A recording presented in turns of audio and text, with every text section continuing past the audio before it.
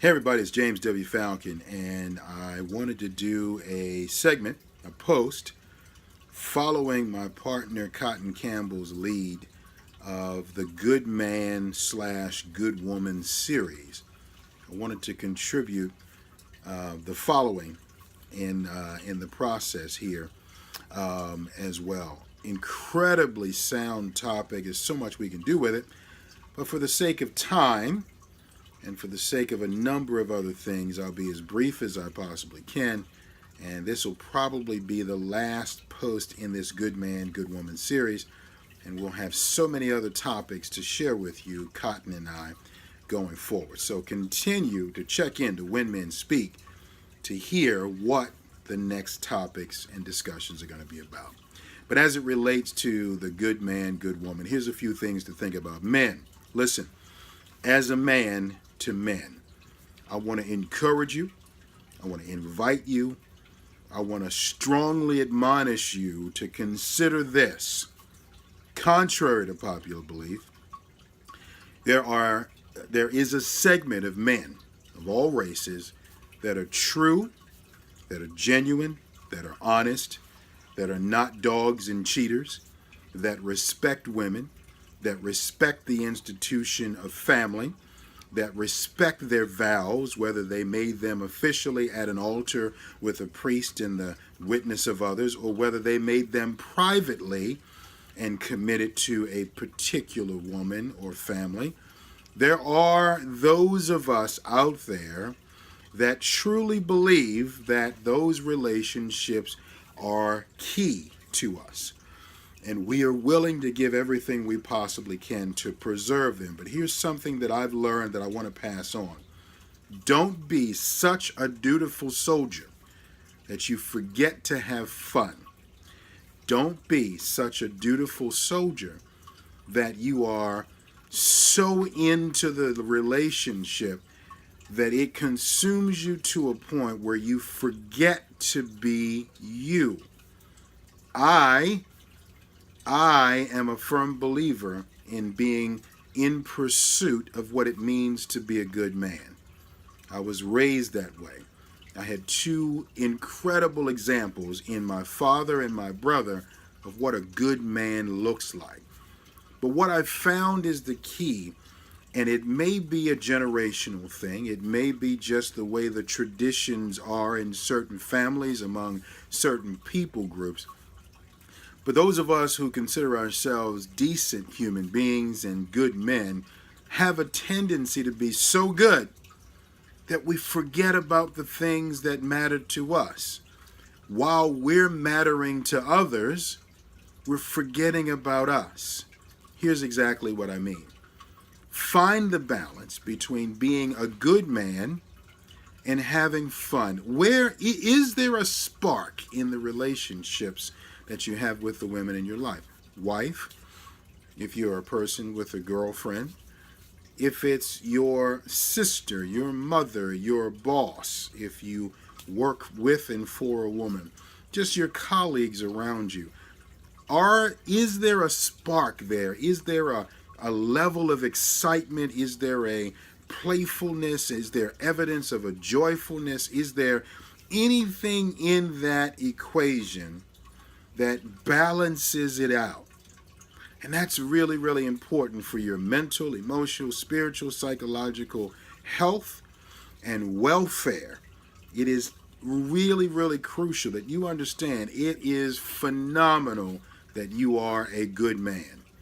It is phenomenal that you are a dutiful soldier. It is phenomenal that your family can depend on you. But are you such a good man that you have put the goodness at expense? Or have you put the goodness in front of things that matter to you, in which case there could potentially be a healthy balance, but you've chosen time after time after time after time after time to put all your eggs in one basket or to load up one side of the scale. Spark is important. Let's turn this up. Let's turn this up to the man-woman relationship, intimate relationship level. Is the basis for the attraction, is the basis for the togetherness, is it as a result of a spark, a fire, a flicker of some sort? Is there an attraction? Because a lot of times we build relationships on being good men when there's no attraction there. There's really not a spark. There's not something that really just pumps your blood through your veins on a real emotional level or on a real intimacy level. And that is just as important as everything else. Not secondary. It's not something that plays second fiddle to any other component. It is equally as important. Ladies, let me talk to you for a second. Ladies, you have a tendency of searching for the good man because your girlfriends tell you to, your mama said so, the family wants that, society wants you to be involved with a good man. You may have had not so good men, so you're searching the next time out for a good man, and I hear you and I understand why that is the case. But ladies, please do not select a man on the sole basis of his goodness and there is not a spark there. If that man doesn't really excite you on some level, then his goodness will never, ever be enough. And you will be miserable. Or maybe you won't, but at some point, either you or he will be miserable. So men and women, understand where goodness fits in the context of everything else. And please don't create a miserable situation for yourself or for your partner for the sake of goodness. James W. Falcon here with When Men Speak. Thank you, Cotton Campbell, for choosing and selecting this particular topic. It was a meaty one. Folks, if you haven't heard my partner Cotton Campbell's take on the goodness of the man, good man, good woman principle, please go back to the When Men Speak timeline on the Facebook page here and take a listen to her video. She really nails it with the same points, but from a feminine perspective. Ladies, you need to hear from a woman regarding the things that are detrimental as well as what the positive aspects are. Ladies, you want to hear kind of what I said from a feminine perspective? Check out my partner Cotton Campbell's take on a good man and on a good woman. And to everybody, we thank you so much for your time and for your attention. Check back with us periodically because Cotton and I are going to load this Facebook page up. We were just talking earlier today about some things we're going to be doing that are going to touch people in some phenomenal ways, and you don't want to miss those things. We've got a radio broadcast that we're planning. We're going to do some things in our respective communities, in hers and in mine, and we are going to make an impression for the sake of men. When Men Speak is a men's forum that I created back in 2010 so that men can have the opportunity to encourage other men about their relationships with the women in their lives.